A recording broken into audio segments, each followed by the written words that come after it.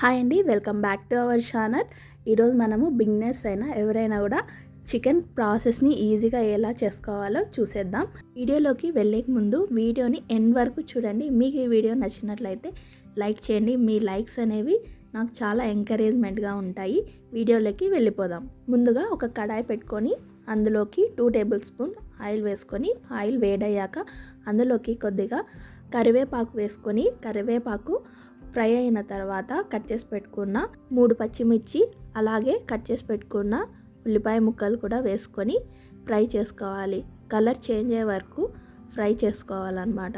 అలా ఫ్రై చేసుకున్న తర్వాత అందులోకి 1/2 kg వరకు మనము కడిగి పెట్టుకున్న చికెన్ని వేసుకోవాలి. అందులోకే 3 కట్ చేసి పెట్టుకున్న టమాటా ముక్కలు, చిటికెడు పసుపు వేసుకొని కలుపుకొని 5 నిమిషాల పాటు మూత పెట్టుకొని ఉడికించుకోవాలి. 5 మినిట్స్ తర్వాత మూత తీసుకొని ఒక గ్లాస్ వాటర్ పోసుకొని 10 నిమిషాల పాటు ఉడికించుకోవాలి.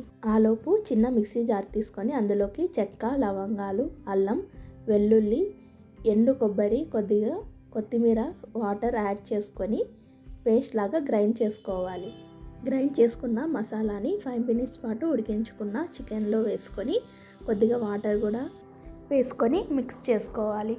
అందులోకి 2 స్పూన్స్ కారం, 1 స్పూన్ ధనియాల పొడి, 1 spoon chicken masala powder, 2 spoons ఉప్పు వేసుకొని బాగా మిక్స్ చేసుకోవాలి. మిక్స్ చేసుకున్న తర్వాత మూత పెట్టుకొని 5 మినిట్స్ పాటు మీడియం ఫ్లేమ్ మీద కుక్ చేసుకోవాలి. అంతేనండి, ఎంతో ఈజీగా టేస్టీగా ఉండే చికెన్ కర్రీ రెడీ అయిపోయింది.